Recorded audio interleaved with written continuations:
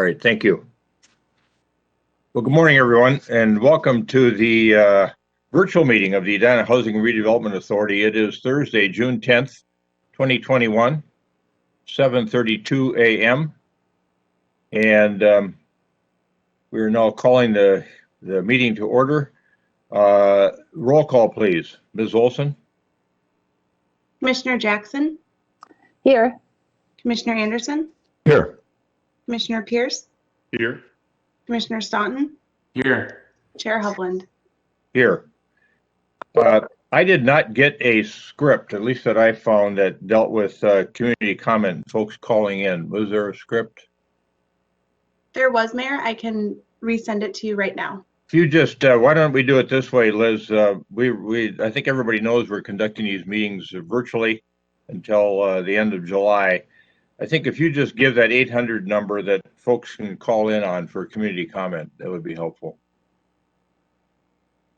Liz, this is Jennifer Benarad. I can do that for you. All right. If anyone wants to call in today for community comment, the number is 1-800-374-0221. Please use conference ID number 856-7822. Again, that number is 1-800-374-0221. And the conference ID is 856-7822. Thank you, Director Benarad. Do we do roll call? Liz? We finished with roll? We did. All right, thank you. The next matter is the Pledge of Allegiance on the agenda this morning, and I'll rise for the pledge, and you should see a flag on the screen for all the viewers that are tuning in. I pledge allegiance to the flag of the United States of America and to the republic for which it stands, one nation, under God, indivisible, with liberty and justice for all. We've got a form of meeting agenda in front of us this morning. Is there anyone who wishes to modify the meeting agenda in any form or fashion? All right, hearing nothing, is there a motion to approve the meeting agenda as shown? So moved. Commissioner Jackson moves. Commissioner Anderson seconds. Any further discussion with respect to a potential adoption of the meeting agenda? All right. Roll call, please, Ms. Olson, with respect to adoption of the meeting agenda. Commissioner Jackson? Aye. Commissioner Anderson? Aye. Commissioner Pierce? Aye. Commissioner Staunton? Aye. Chair Hovland? Aye. The meeting agenda as shown is adopted. And next, we're back to community comments. And my apologies. I probably did get the script, but I just didn't catch it in my email. So for folks that want to call in to visit with the HRA on a matter that is not on the agenda today or scheduled for a future public hearing, you can call 800-374-0221. The conference ID number is 856-7822. You'll be put in the queue. Give us your full name and address. Director Benarad will bring you in to speak with the council. I think our administrative support specialist, Liz Olson, will be the timer this morning, and you'll have 3 minutes to address the council with any with the HRA with respect to any matter that you wish to address. And remember, it can't be something that's on the agenda or otherwise scheduled for a future public hearing. Director Benarad, do we have anybody in the queue this morning to speak to the HRA? Good morning, Chair Hovland and Commissioners. At this early hour, I do not yet have anyone on the line. There is a brief delay in the broadcast, though, so as usual, I recommend we wait a minute or so before moving forward. My clock shows that it's 7:36, so I will come back at 7:37 or when I have a caller, whichever is first. Thank you.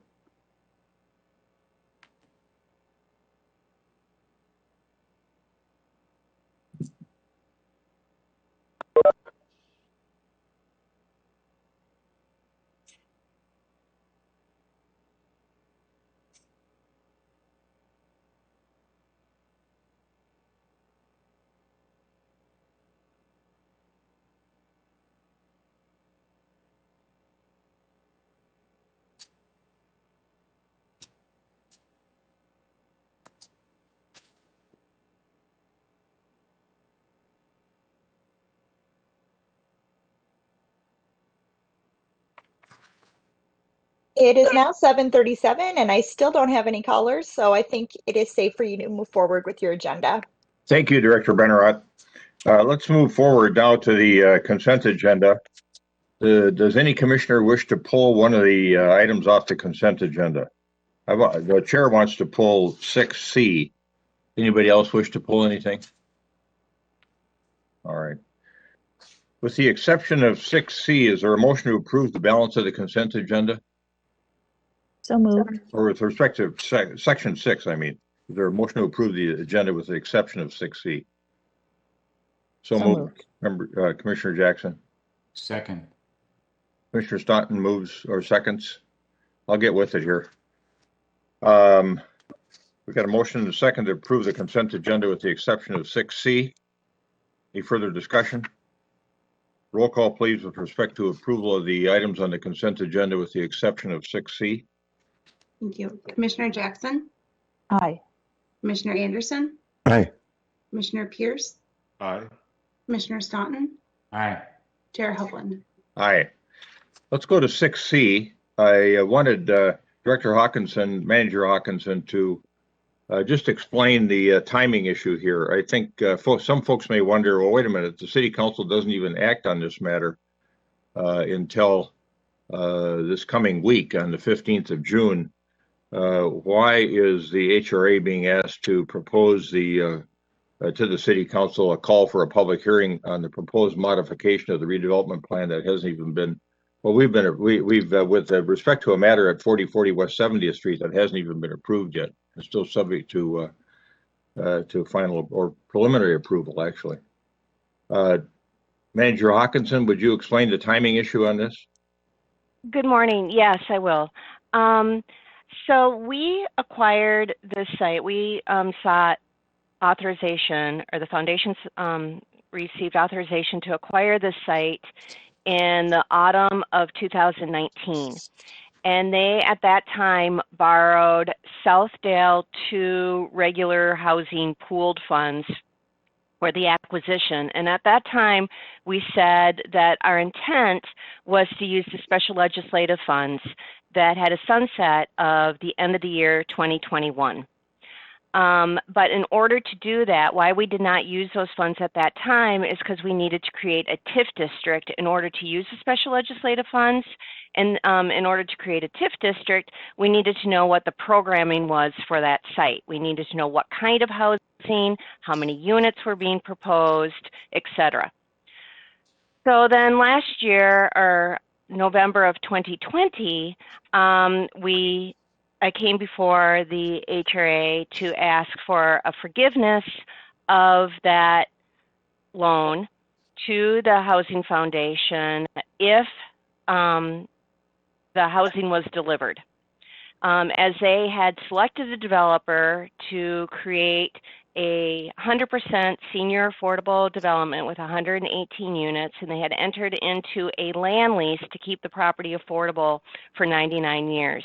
Since the foundation was maintaining ownership of the land, they were not going to be able to pay back that loan, but in return, it was understood that the site would be affordable for 99 years. The intent still was that we would swap out the funds that were used to acquire the land from regular Southdale pooled funds to the special legislation pooled funds, and that those monies need to be obligated by the end of the year. So again, to do that, we needed to create a TIF district. So even though August is what is being proposed for the public hearing to create that TIF district, and part of the process is to come before the HRA to call for a public hearing. Even though there's some time between August and December when the funds sunset, I just don't like pushing the envelope to timelines. You know, quite honestly, I didn't want to get up to the wire. There are some months between then. I knew that the site plan approval was going to be for the 15th, but since the public hearing was August 4th, there was still 6 weeks post the vote on site plan approval for the public hearing to occur. If site plan was not approved, then we could pull it from the agenda. All right. Thank you for that explanation.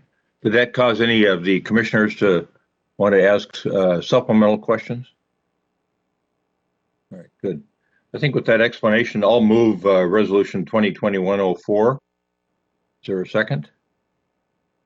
Second. Okay. Second by Commissioner Jackson. Any further discussion?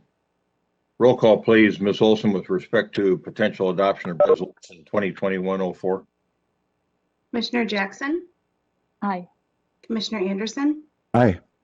Commissioner Pierce, Aye. Commissioner Staunton, Aye. Chair Hovland. Aye. Resolution 2020-104 is adopted. We are now moving on to the reports and recommendations portion of the agenda. And the first matter, the most significant matter we have in front of us this morning is an update and presentation by Bill Neuendorf, our Economic Development Manager, with respect to the former Public Works property at 5146 Eden Avenue. And he has a presentation he wishes to make, and looking for some guidance and direction, further guidance and direction from the HRA with respect to the use of this property. So, Yes. Manager Neal, did you have anything in prior to going to Mr. Neuendorf? Your Honor, I don't have anything. We have 3 topics that we want to talk with the council, with the HRA this morning. This is the one that we think will consume most of our time, so we want to get right to it. All right, thank you. Mr. Neuendorf. Yes, good morning. Thank you. I've got a brief presentation to share here. It was in your packet as well. Let me get that up here.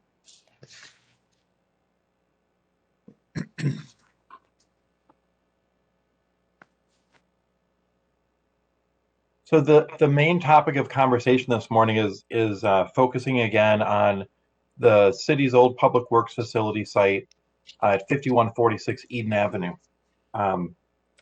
In early May, this group had a very, very productive work session where we talked a lot about what the outcomes and goals were for that site. It was a very lengthy meeting, and as staff prepares to implement that, we wanted to recap what we thought we heard distilled out of a 2-hour conversation. And so we'll touch on that this morning. And then it comes down to implementation. We've got a brief, just a few comments about some of the things that staff would need to implement and create that vision. But I think the majority of today's conversation is really intended to get direction on how to implement, which process you would prefer to implement the vision that's been crafted and discussed for many years on this site. So as you mentioned, Mr. Chair, we're not seeking any formal action this morning, but just conversation and direction. So the first point of clarification is we're seeking confirmation on the desired outcomes, just to double check whether or not staff heard what we thought we heard at the meeting, and secondarily, the direction on the process to achieve that vision. So in brief, when it comes to this 3-acre site, the intention is now to subdivide the site into 2 parcels, roughly shown here in this very simple sketch. We are moving forward with constructing that pedestrian bridge. In fact, I think a construction contract will come to you at your next meeting. Eden Avenue, of course, will be widened to better accommodate cars, bikes, and people, pedestrians. And of course, we always apply those 7 guiding principles to projects in the Grandview district. But the big change here is splitting it into 2 parcels rather than 3. Director Neuendorf? Yes. It's Arcadia, isn't it? Oh, not Eden, right? Yes, Arcadia. My mistake. Okay, great. Thank you. Thank you for that. So for the first parcel, probably the parcel on the south side of the street, so the one right along Eden Avenue, that would still be intended to have a multifamily building on it, but rather than traditional apartments, it would be an ownership opportunity. United Properties had previously proposed a senior co-op on the site, and that still seems to be the best direction. As we start to put some math to this and start figuring out what fits and how it can maximize value and create benefit for the HRA and the community, we're thinking that it's up to 2 acres for that parcel, maybe 1.5 acres. We'll have the engineers and architects figure that out. About 80 to 140 units. 140 might be generous, but if the intention is to create some land value, the more units we get on the property, the more value we create. But we also want to temper the number of units by creating a great place to live. It's not just about packing as many people in as we can. The facility itself would be 5 to 6 stories maximum in height. Of course, having reasonable setbacks, appropriate massing of the building, architecture, and high quality materials as well. And that would all be determined through the planning commission process. There'd be internal parking as opposed to surface parking lot. And there would be the driveway along Arcadia would transition from a dedicated driveway to this building to a shared driveway for the residents and the future parcel on the north. That's something we think we can accommodate pretty well, pretty easily. The north parcel is the one that's a little bit more nebulous. So we tried to break down a 2-hour conversation into 5 bullet points. And if we miss something, this is the time to let us know. But we'd be seeking a restaurant or some similar food and beverage opportunity, but one that's unique, and it provides both indoors and outdoors activities. We had discussion about curling. We had discussion about lawn games. We had lots of various discussions about what that activity could be. Town Hall Station was mentioned as an example. Pinstripes came up as an example.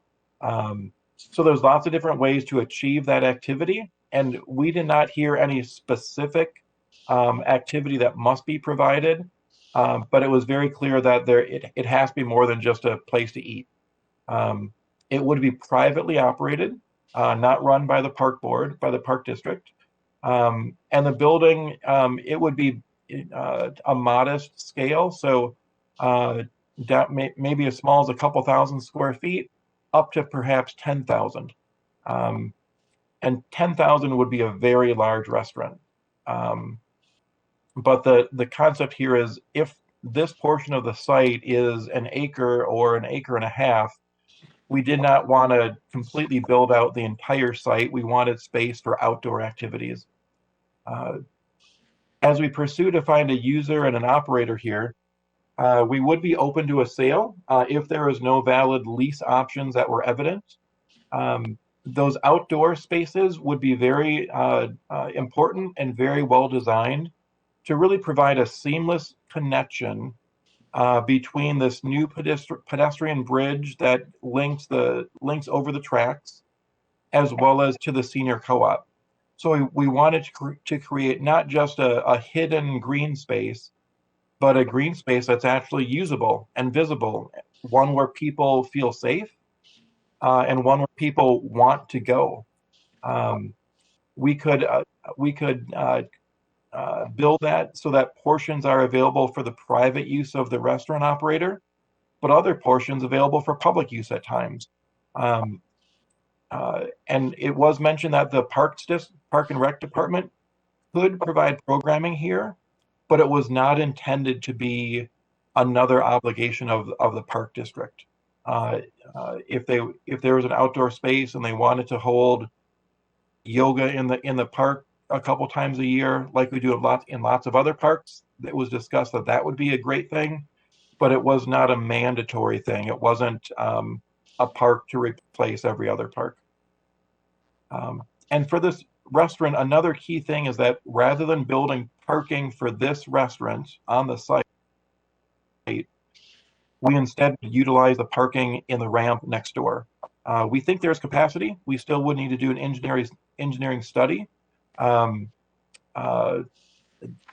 that's one key thing.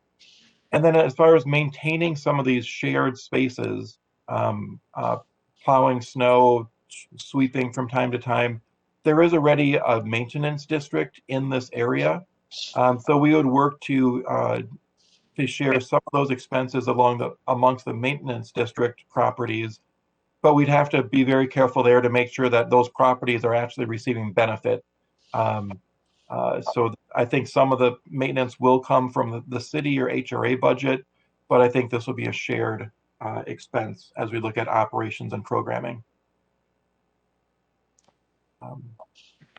In order to achieve this vision, there's a couple things that we'll need. A couple of them are really easy.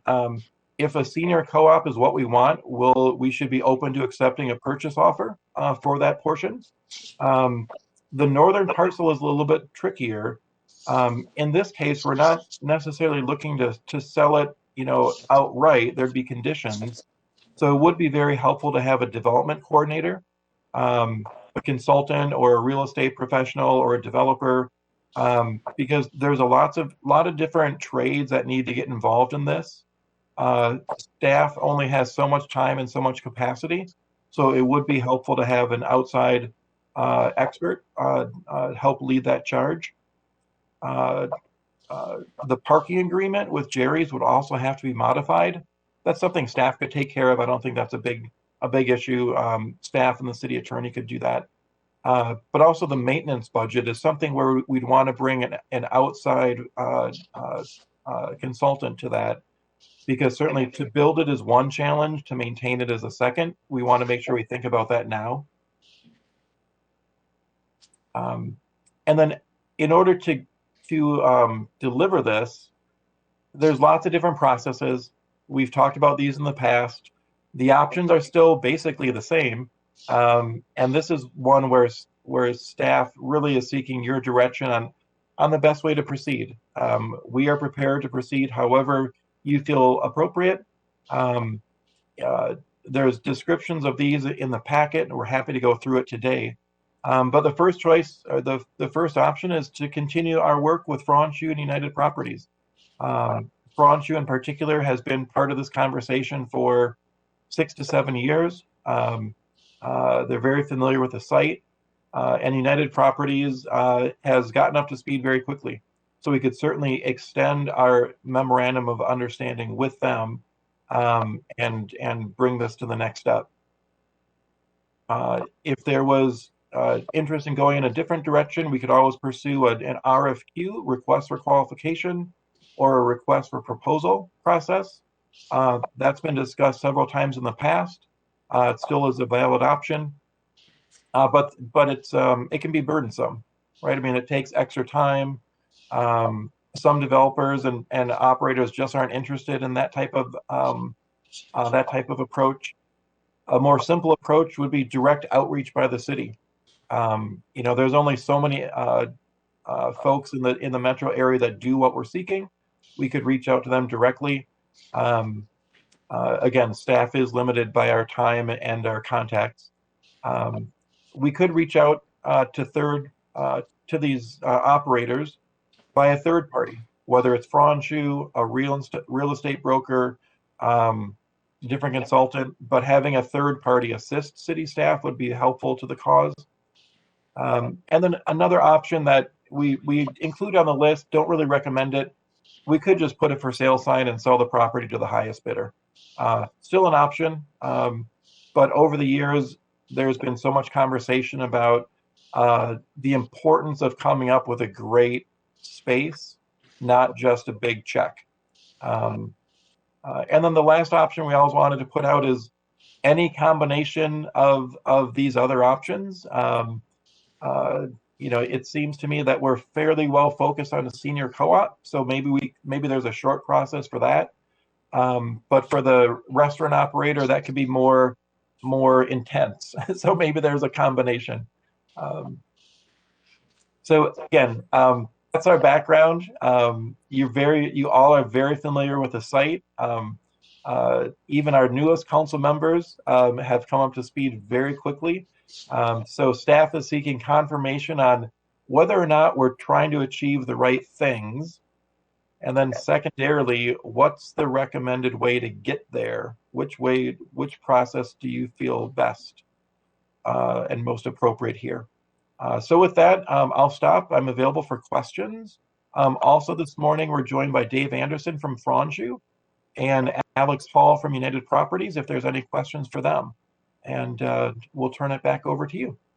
All right. Thank you, Mr. Newendorf. I do like the way you structured your memo, and I think our conversation should be handled in two separate ways. I think we should talk about the desired outcomes first, and then preferred process. My recollection was that we gave pretty good direction at our May 6th work session on preferred process, but nonetheless, I think it's important to revisit that as well. And I know that you're trying to do the best job you can for the city and posing for the HRA, the various options involved, but from a process standpoint. But let's talk a little bit about those desired outcomes first, and then turn to the preferences for process. Are there folks that have comments? Commissioners have comments with regard to the vision for the 3-acre site in terms of the preferences for the south parcel versus preferences for the north parcel? The way that Manager Newendorf has it structured. Commissioner Jackson? Yes, thank you, Mr. Chair. So this is a pretty small detail, but one of the things that we talked about last time with the senior cooperative was looking at the affordability of these units. And I have a question for you, Director Newendorf. If we increase the number of units, would that make them a way so people could move out of their home and into the co-op without having to, that they could have some money left over after they sold their single family home? Does the number of units affect that? That might be a good question for Mr. Hall. Okay. Yeah, Alex, do you want to address that? There is a connection, definitely. Mr. Hall? There we go. Can you hear me? We can. Yes. Oh, thanks. I was trying to unmute there. Well, good morning. It would. The more density we're able to get relative to kind of the fixed costs on the site and on the development allows us to reduce the needed kind of per square foot price of those homes. So higher density does typically lead to lower home pricing. Okay, thank you. Yeah, that's a value that I would adopt. I think that one of the concerns in our last discussion, I think Commissioner Anderson brought this up, was the price of those individual units. And so we'd like it to be someplace where people are staying within the community as an option. Obviously anybody can move in, but I'd like that to be an option for people here in the community to sell their home and then buy into this co-op. So thank you. Thanks. Other commissioners? Commissioner Pierce? So just first off, I thought the presentation was well done. I still remember Commissioner Staunton saying there's nothing exciting about presentations from prior meetings. And just sitting here going through and looking at the design, I could get excited about the prospect of driving down Eden Avenue or Arcadia and seeing this structure there and seeing some community venue, whatever it ends up being. And it made me think about driving out in Crystal by Becker Park on a Saturday, and you see tons of people out there. Now that site is probably 4 times the size of what we're talking about. There's so much activity there, but it feels like the momentum we have is going to deliver something similar to that if we stay true to those outcomes and we figure out some of the small details. And so given that we've been looking at this site for years, right, this feels like we're on the verge of doing something that could be pretty special. So the other comment I had is on actually to piggyback off of Commissioner Jackson, the affordability, that does seem like a pretty big swing. Was it 80 units to 140? That's such a big swing to me that I can't even visualize the other point that you made, that the green space or the north parcel could be, 1 to 10,000 square feet, right? That's a big difference. And so it would be helpful to be able to understand what that looks like. And I don't necessarily mean from a drawing perspective, but how much space would we actually have to work with, given those extremes, would be important. And then the last thing I'll add is I really, really, really like using what we have. And so the pedestrian bridge, using the parking that we have, we're doing some work on Eden Avenue now, putting in the roundabout. Like, that just feels like we are being smart with the resources that we have. And again, I think we are on the cusp of being able to do something that could be pretty special. Thank you, Commissioner. Other comments at this point in time with regard to either the south parcel? We're talking about preferences in terms of use now, or with respect to the north parcel. Commissioner Staunton and then Commissioner Anderson. So just a couple of points to pick up on those. I agree with what Commissioner Jackson, Commissioner Pierce had to say. Just one detail on the north side. I think there was a bullet point in the vision that talked about will consider sale if no viable leasing options. I'm fine with that so long as there's some mechanism in there to ensure that whatever use we come to is perpetuated, so we're not having a sale that results in 2 years later something entirely different happening there. And then the other kind of softer piece of this is just, I understand the need to break these into parts, but I think they need to be developed together because they're going to need to fit together. So to the extent that I understand from an organizational perspective why you've laid it out the way you have, but I think we need to remember that we need to do this as a whole, so that we're fitting it together, because the seamlessness of how they interact with one another would be really important. All right. Thank you, Commissioner, for those comments. Commissioner Anderson. Yes, thank you. Seemed to me last night, and kind of going through this again, is that if we're going to come to conclusions, or at least point in a certain direction, it's a time-consuming process. We spent some time on it already, but I do want you to know I cleared my schedule till noon. And I won't need all of that, but I'll open it up. I think that this is did you want them to staff to share the screen so you could do your PowerPoint? I don't have another one, but I by Tuesday for sure. So I think it's exciting because we're standing on a threshold of taking a step that has been difficult to take for quite a long time, and we have the possibility of creating a very necessary housing option that works like a charm, and that I'm a big proponent of in terms of a senior cooperative and ownership option. And the public realm benefit, and I mean a significant public realm benefit, is within our grasp.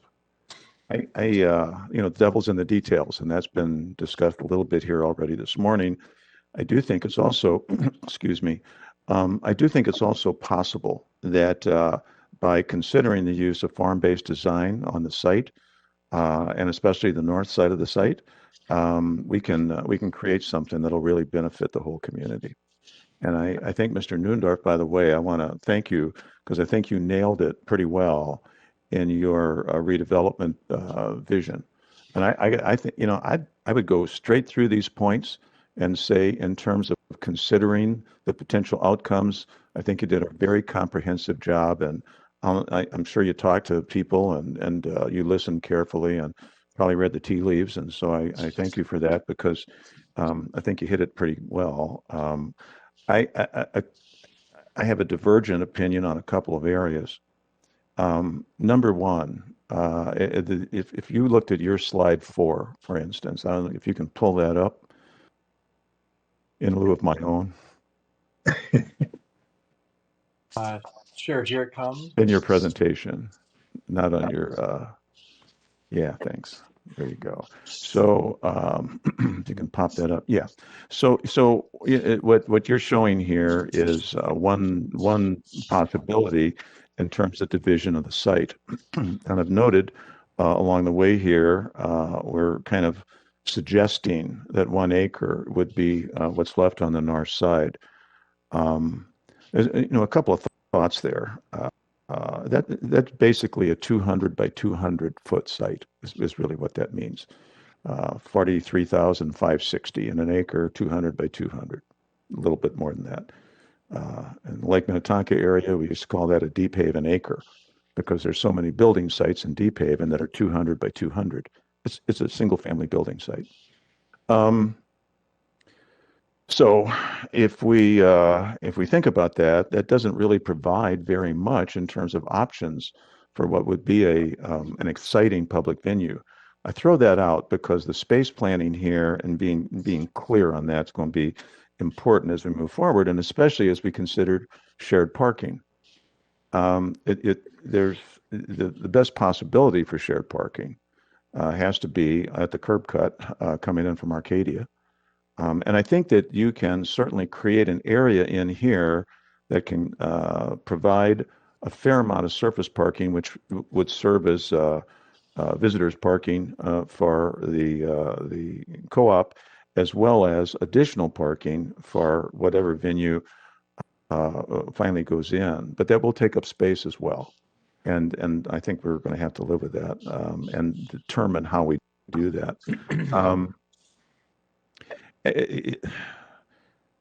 To go to when you think in terms of creating mass and density to create value, I think we also need to look at what does that do to both the options on the north side, as well as the massing and dominance on Eden. And a proponent to Commissioner Jackson's comment, a proponent here in terms of creating less construction expense is the method of construction. So if we start thinking in terms of above 5 stories, then you begin to look to a concrete construction process, a mid-rise process, as opposed to framing, which you could do, say, up to 5 stories. If it's done correctly, you could frame over concrete. You can frame with steel framing and plywood, and you can create a pretty solid building in that way. But the concept of a senior cooperative, and I know that there are different business models that might suggest otherwise, and those are probably more corporate business models. But the concept is to create a neighborhood, and I think when you get to above 80, even 90 units, some of that tends to be dissipated. So I just would like to consider that going forward. The pedestrian bridge, I think, is important because we hope to utilize in whatever venue presents itself. We hope to utilize that bridge and the parking ramp over, I'll call it the Jerry's parking ramp. So when we're coming across and coming down, the majority of our parking is very likely to be there. So what's going to compel someone to park in that ramp, come over and walk down? It becomes a logistical issue. If you think about a family driving over and saying, hey, there's going to be something pretty cool happening there tonight. Let's take the kids and have a hamburger and see what's going on in the commons. It's hard to imagine that you're going to put a stroller and people and try to come up there and then go downstairs. It's unlikely. So I haven't seen a proposal on the design of that bridge, but I do think we can even consider an elevator there, and one could be done. And I know this all adds expense, but we're only going to do this one time. If you throw an elevator in there, say with a glass front, that's an attraction in and of itself because you can move people up and down there. It allows handicapped access. I think that can go a long way. And concurrent with that is that the north side of that site it will be a marketing issue as well. Whoever decides to, regardless of the size of the venue, whoever decides to go in there is going to have to consider their market. And we know that there's a demand for a food and drink venue. We know that, and hopefully that contributes, to whatever goes in there. But are we going to consider the senior market? And it's clear with proximity, we began to attract some older adults in here. And do we want to mix? And the answer would be absolutely. I think we want families coming in, and so that this is a shared community asset. And so marketing to that becomes important. Frankly, to me anyway, the north side of the site and its disposition is far more important in the long haul than what ultimately the number of units are, what occurs on the north side, because I think ultimately I don't want to say it'll take care of itself, but we have in Fraunchu, we have somebody that has looked at this and knows what they're after. Certainly other entities that are in that business. I could name a bunch, but we don't need to do that today. But I think that the excitement that the community can or should feel from having the right facility, something that really works and that people are attracted to and want to come to. I don't think it should be dominated by the building on the south. I don't think the mass should create this kind of looming over the commons.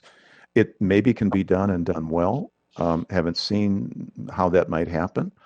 But I think we're knocking on the door here. And I know we're going to discuss process. So I'll hold my comments on process a bit, but thank you for your time.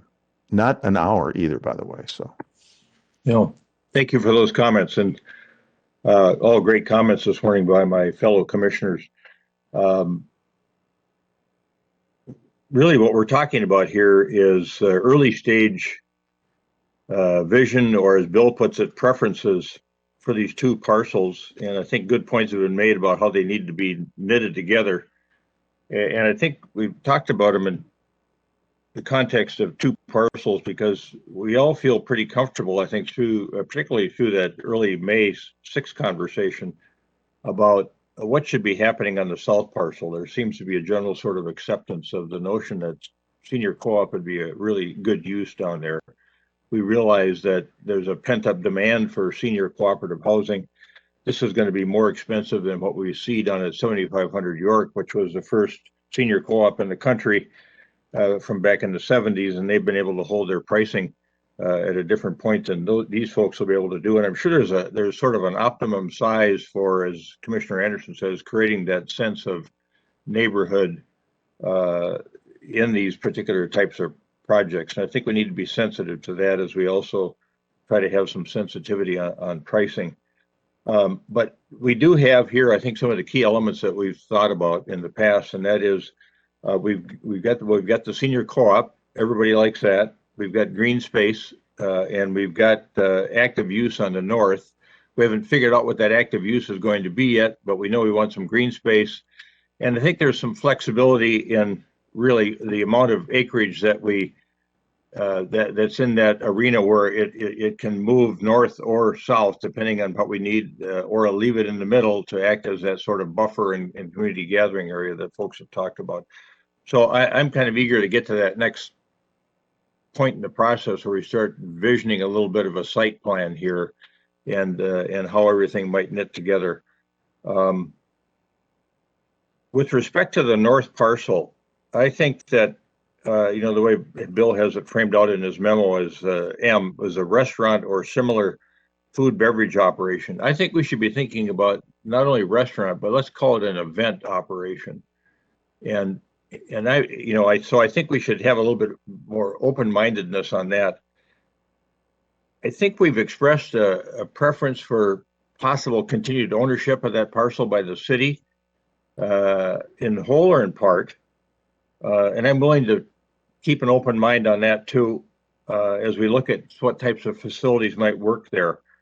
So I think there's still some flex in here, and I wish we could be more definitive at this point in time, but I still feel a pretty significant level of comfort in going forward the way we are. If we switch to the needs of the HRA to achieve this vision, which is in Bill's memo as well on page 3, one of the things that Bill thought we needed was a development coordinator, and I'm not sure we need that yet, or may need to make that decision yet. In fact, I would encourage us not to do that, because if we get into the process conversation here that we're going to do momentarily, if we stick with the people that got us to the dance, and we continue with Frauenschuh Companies, United Properties, they've got some skills in this area. Where they could help us coordinate some of these things. At least I think we could have that conversation, because they've, with Frauenschuh, they did the State Theater. They've done things in St. Paul. You think about United Properties, they did the Fillmore downtown, which is, just I think open pre-COVID, but it's this event center along with a hotel close to the Twin Stadium. So there's some expertise in the folks that we've been partnering with so far. And I'll just, while I'm on this, I'll just comment quickly that, and I'm eager for others' comments as well. But to me, I appreciate Bill bringing forward these different options on how we can move forward. But there's a little, as I read it, there's a little bit of that sense in me of, gee, we've gotten some great ideas now from United and from Frauenschuh working together after all these years. Let's see who else can bring this forward. That just doesn't resonate well with me. It feels like kind of a character check for our community. And I think we ought to stick with the people that we've said we wanted to work with 6 years ago, that we reaffirmed a couple of different times, even on the 6th of May, in my opinion, and not be jumping out to see who else might be out there that wants to help us on this thing. To me, the greatest comfort comes in continuing this dialogue with who we came to the dance with, and who committed all this time, and who's come forward with these ideas. And to me, it's an integrity check for our community. And I think we should stick with the people that we're working with right now. So other commissioners' thoughts? Are you moving us into the process? Yeah, so part on of the this then? process. Yep. Okay. Well, I'll jump in on that. I took a look at the State Street and the Rice Park. I almost drove down to St. Paul to look at the Rice Park and ran out of time. But I'll say that those two developments are sort of the opposite of what I was thinking of for this space. A great big skyscraper office building looking down on a public square is kind of what I got the sense of in the original plan that we looked at earlier. And that's really not what I'd like to see for this spot. I'd like to see it more of a neighborhood feel. So I don't see this as a character check, but as a capacity. I really am thinking much more along the lines of and activities, someone who knows how to go out and schedule activities. And, I mentioned before pinstripes, and that's kind of the feel that I'd like to get for this space, where you've got the park next to someplace where you'd want to go and gather and do something fun. The idea of an office tower next to a public plaza is lovely in St. Paul and Minneapolis, but very much not the feel that I want to get for this site. So I will weigh in on that, and I don't see that as a character check, but as who can we find, and it may be Frauenschuh, it may be somebody else, but who understands the booking and creation of a public activity space. And those examples that were in the letter really did not resonate with me. And I'd like to open it up. And it's no dispersion on them, but I think that this is a pretty specialized thing that we're thinking of, and not an office building next to a public square, but really an activity center next to a residential building. So that's where I'm at on that. Thank you. Others? Commissioner Pierce? Yep, I'll jump in. I do agree, and I think this was Commissioner Staunton's point, and we've all made a similar point that we think north and south, they need to be done in conjunction with one another. The last thing we want is to complete the housing on the south and then go another 5 or 6 years before we get anything done on the north. So I think it's really important that they're done together. And given that, I believe that we should at least start with the developer that we have. And to Commissioner Jackson's points, I'm one that believes if you have a developer that for whatever reason you believe that they can deliver what you're looking for, then our job is to be crystal clear in what we want. And so it's not a wide canvas. Go bring us back whatever you think. We can be fairly descriptive in what we're looking for. We've all said neighborhood, right? So we don't want a huge skyscraper like Commissioner Jackson articulated if you were to look at St. Paul and Minneapolis. So I think we could be fairly descriptive in what we are looking for and at least have them come back with some things that are more in the ballpark of what we're looking for. And then at that point, if we feel like they aren't the right partner, then I think we could then seek a different option. But I think it's important to do that for a second reason. Bringing in another developer at this point, I just think will slow us down again. And so if we're on the cusp of having something that we can work with, I would be willing to go a few more steps with this developer to see if we actually are on the same page and that they can deliver what we're looking for. And then the other thing I would add, I like Commissioner Anderson's point about the elevator, but for a different reason. And I think Director Neuendorf, we should add this to our any communication that we do around this site. What he talked about was equitable access. And I think people should see that for the north side. I think it's assumed that on the south side, if we're doing senior housing, that it's going to be built with equitable access. But I think it's really a key point for people to see that on the north side, whatever we put there, however we do parking, whether we have a pedestrian bridge or not, we're going to make sure that there's equitable access for all. I think that's a key point. Thank you, Commissioner. Yeah, well said. Commissioners Anderson or Staunton?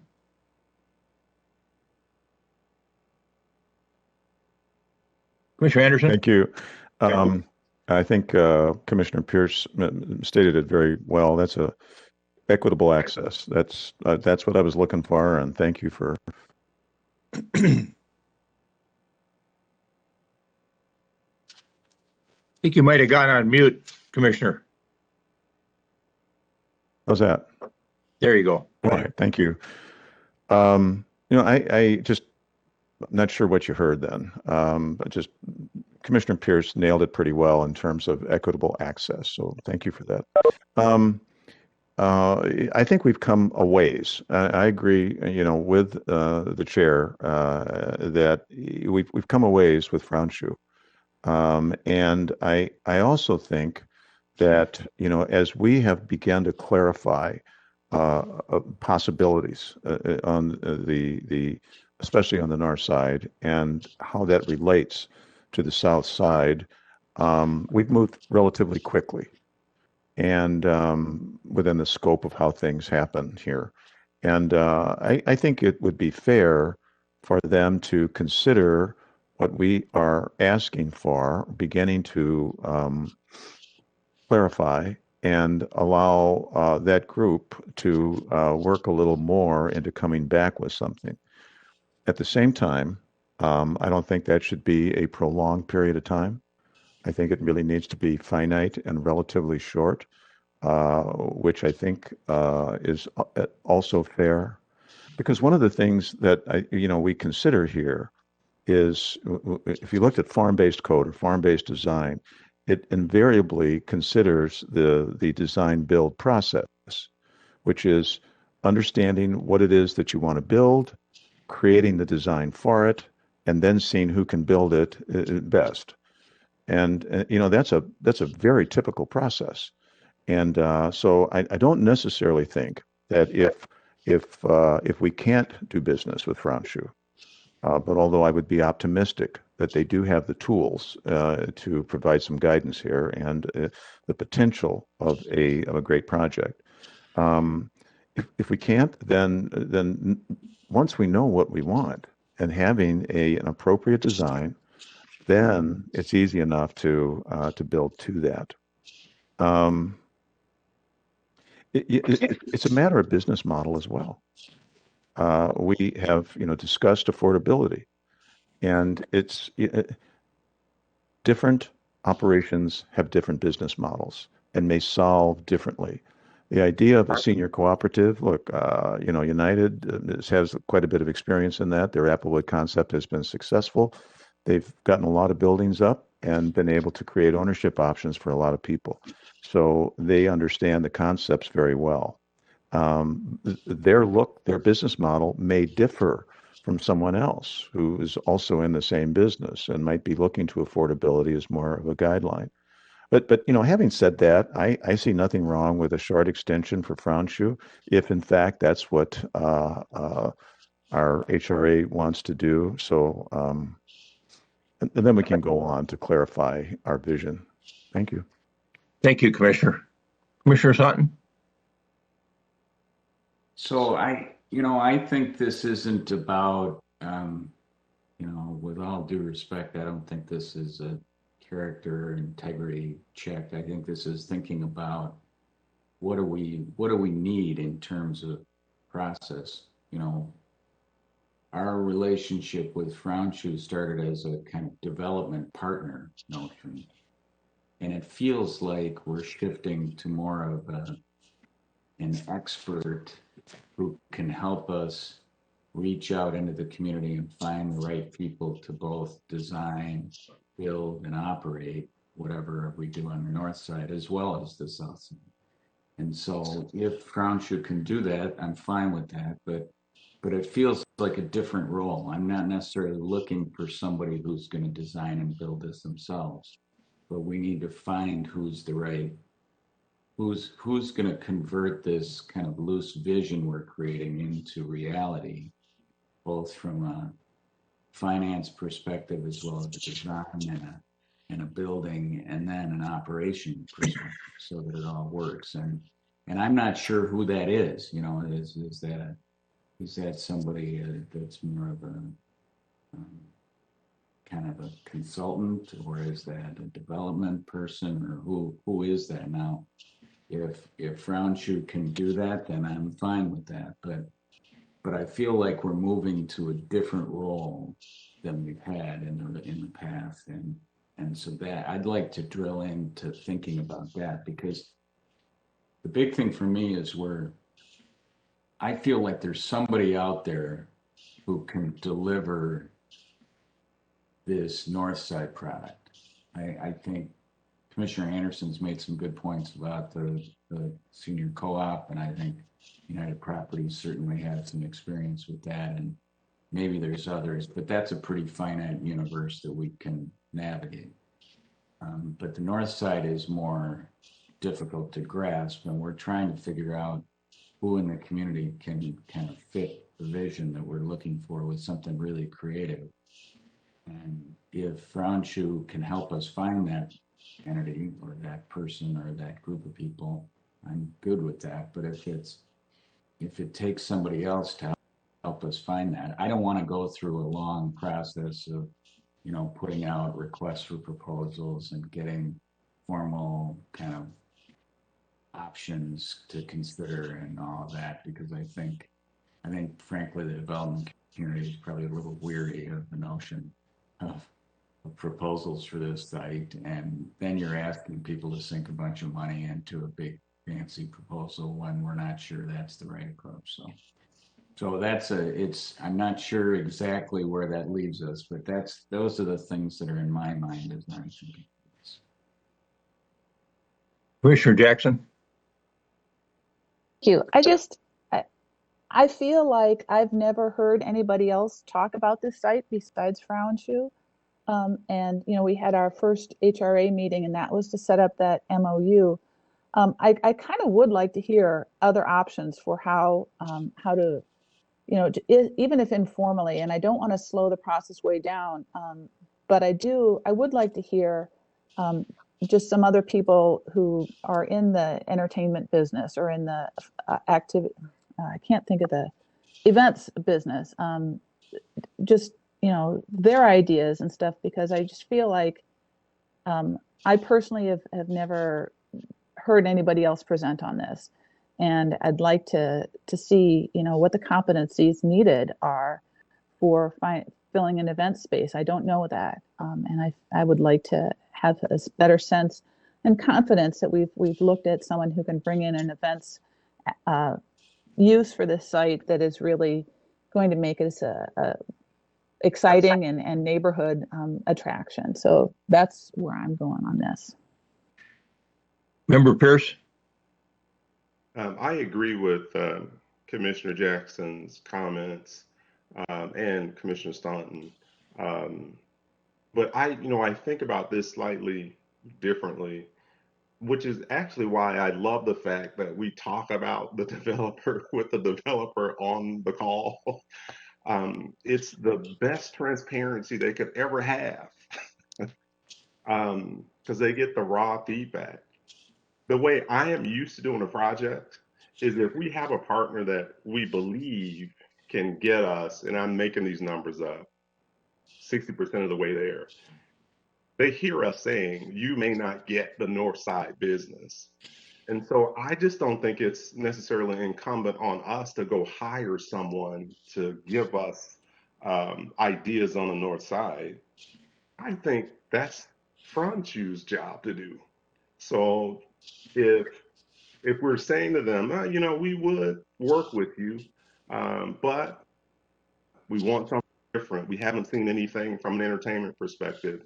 Oh, by the way, we don't like what you did in St. Paul and Minneapolis. If we are going to continue to work with you, we think you're a great developer, but you're not meeting our needs, and you get a couple of opportunities to show that you can. And then if I were them, I would go find that person that Commissioner Jackson is talking about, who is familiar with entertainment options, and I would come back with entertainment options for Edina if I was a developer.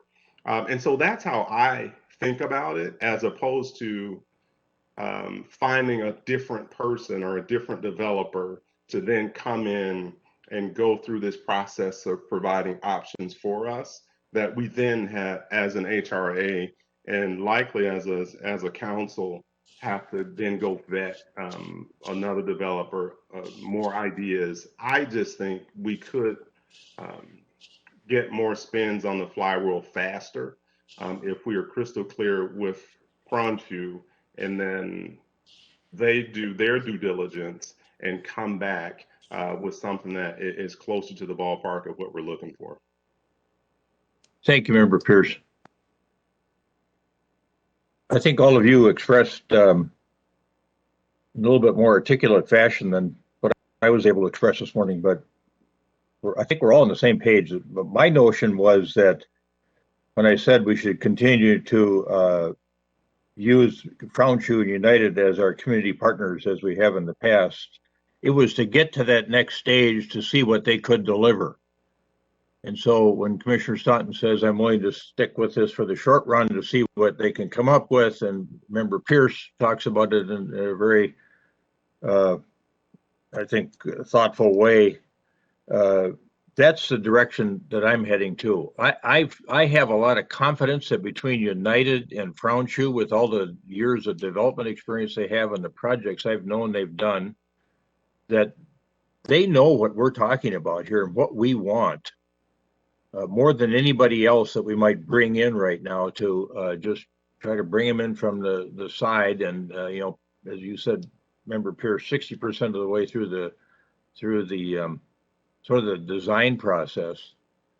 Let's see what they can deliver for us. That we know they've done some creative stuff in the past with respect to, like as I mentioned earlier, the State Theater, and now that Fillmore project, which is just a tremendous product on there. It's that combination of event venue and hotel. I'm really interested in seeing what they can deliver for us, or who they go out, as Member Pierce says, and recruit to be part of a potential team for that north side. Because I do think we've got the south side pretty well figured out with United Properties and their abilities with respect to senior cooperative housing. So my preference would be to stay with who we've got for now. Don't tell them, thanks for the great ideas. We're going to go see who else has some other good ideas, because they've come with the ideas that we're embracing. I think they deserve the chance, the opportunity to go have us go with them to the next step to see what they could deliver on the north side that may really excite us from a community standpoint. All right, Bill, those comments, there's no action required here. Are those comments helpful to you or guiding enough? Yes, very helpful. So we intend to come back at our next meeting in late June with contracts to sign, to do a short-term engagement to help come to the next step. And we'll try, like I mentioned, we'll try to do that in the next couple weeks.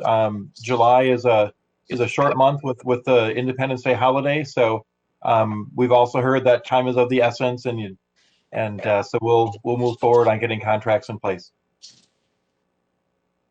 All right, thank you. Anything else that commissioners want to add for guidance for Mr. Neuendorf? Commissioner Anderson? Thank you. Just quickly, we're not getting together, I guess, for 2 weeks. I wouldn't waste these 2 weeks is what I would suggest to Franchu. I mean, there's no reason not to be thinking about how you might pencil this thing in. And if we can develop something further by then that seems like a very good idea. Expediency in determining direction, I think, is going to be important. Thank you for that. All right. Next, we're going to move on to HRA Commissioner's comments, and then the Executive Director's comments, and then Mr. Neuendorf wants to cover a couple of other matters with us. The Perkins Site that we've been working on, and then as well as that, a Pentagon Village update. Any commissioners have any comments that they wish to share with the HRA? Commissioner Jackson? Yes, thank you. I just wanted to ask, we had talked about having a work session on TIF, and I'd just like to get a better understanding of what neighboring communities use TIF for as well. And I think that's on our calendar at some point in time, but I had a question whether that was the case. Yeah, good question. Manager Neal? Thank you, Your Honor. We haven't calendared the event yet, but we are doing the prep on getting a description together really to reflect our own policies and practices, but also what our neighbors have been to. So we are working on that. We just haven't picked a day on your calendar, HRA calendar yet, for that to occur. Great, thank you. Other comments from commissioners? Otherwise, we'll move on to the Executive Director. Director Neal? Thank you, Mr. Chair. We have 2 items to give you periodic updates on today, and Mr. Neuendorf is going to handle both of those. Thank you. Yeah. Yes. Thanks, Scott. There's information in your packet. I'm not going to read it verbatim, but I just wanted to cover it. Just bring a couple items to your attention as a HRA. So the first project is the Perkins Site, 4917 Eden. That's has worked its way through Planning Commission and City Council, as you know. There was discussion about TIF, tax increment financing, for that site. So to date, we still have not received an application from the developer for TIF. We expect to, but we don't have anything yet. They have provided some funds. So when we explore TIF, we, are the developer, pay for the out-of-pocket costs that the city or the HRA might incur on that effort. So they have submitted funds in escrow, and we have hired a company to inspect the Perkins building from a TIF perspective, and found that that building does qualify under the state statute for TIF. It could either be the 15-year renewal district, or it could be a 26-year district. So just wanted to confirm that. We also heard very clearly the preference to wrap some public improvements along Eden, Wilson, Grange, and 50th, most importantly 50th, into that project. So we've been meeting with financial and legal advisors to see what we can do and how we can do it. The first step in that is being led by Chad Milner, our city engineer. So he'll be engaging a traffic consultant to find out what kind of improvements can actually be meaningful. And then we'll figure out how we can get those paid for. So just wanted to prep you that in summer, probably August, we will come back with some recommendations and a strategy. So just wanted to let you know that we heard that clearly and are working on it. It's not an easy answer, but we will find the path. Questions for Mr. Newendorf on that matter? Anyone? Commissioner Staunton? Yeah, I just want to make sure that we're also weaving in, it seems to me there's two parts to this. One is this universe of potential infrastructure changes to that area that we've envisioned as part of the Grandview District planning. But then there's also the financial wherewithal. So we have to kind of size up what it's going to cost, but then we have to figure out with this particular proposed development, what kind of leverage from a financial perspective will it give us? So I would hope that we would also be doing some preliminary kind of measuring of what kind of funds could come out of a tax increment financing deal on this, both recognizing that the developer is looking to close some gap, but that we are as well. And so what's the capacity to carry on that? And how does that match up with what we're trying to accomplish? So I hope we're doing both sides of that as we move forward. Yes, we definitely are, and we'll be doing more. Until we actually have an application from the developer, it's hard to run numbers when you don't know where you are. So there will be a lot of work in July and August. It will be critical work. My understanding is that the developer needs to close on everything by September 1st, and they will need a whole lot of work, legal contracts, TIF contracts, public hearings. So July and August will be packed if they're going to make that deadline. But we are on it, and we'll be exploring both sides of that equation. Yeah, and I would certainly think, we don't need a formal application to start sizing up in a rough sense what kind of capacity we could create there. That's right. All right, thank you. All right, Manager Newendorf, do you want to move on to the Pentagon Village TIF agreement and the potential changes there? Yes, just a kind of a alert and update here as well. So in May, Rise Development came in with a sketch plan proposal to the Planning Commission and City Council to swap out one of the hotels from Pentagon Village with a more traditional apartment building. And just wanted to talk about the impact of the TIF agreements of such a change. It's certainly possible. The TIF agreement, did recognize that changes happen. Certainly with the pandemic, changes have happened.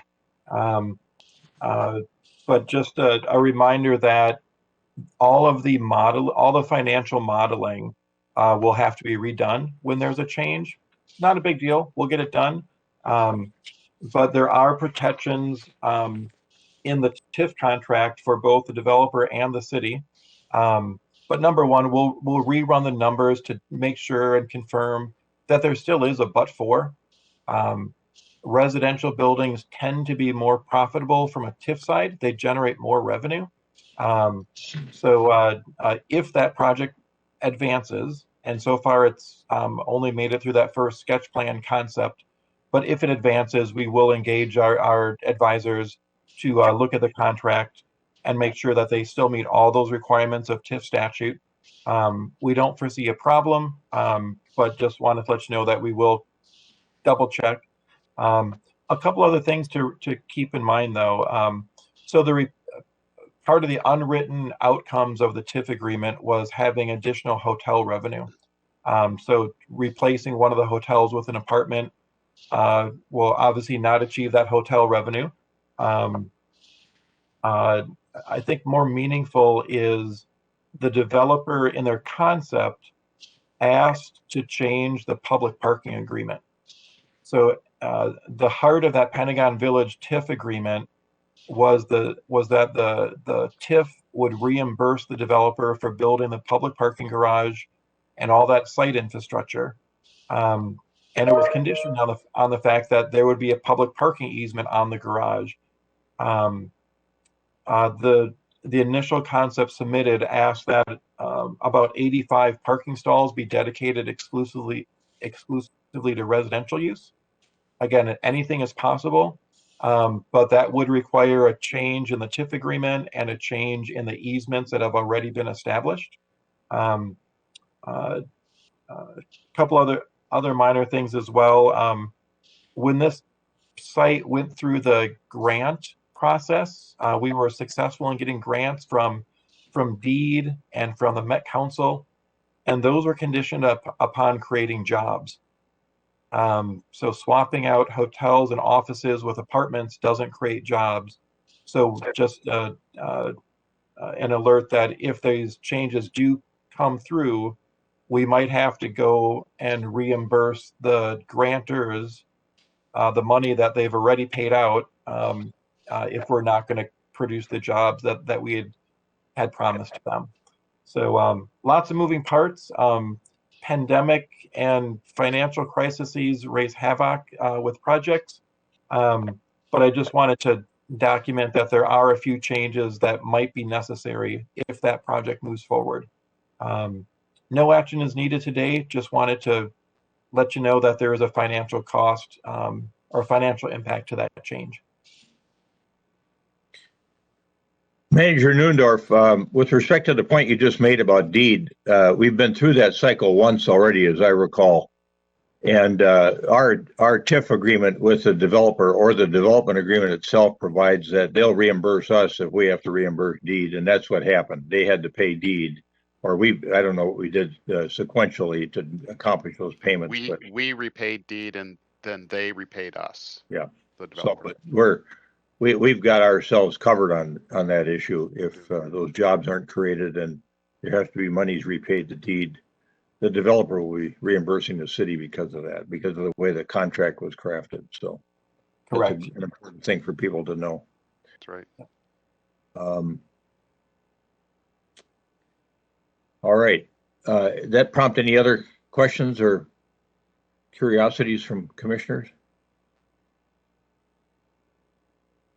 And that's all we have for you today, Mr. Chair, from staff. Anything else, commissioners? I was sitting here thinking about the old public works site, former public works site.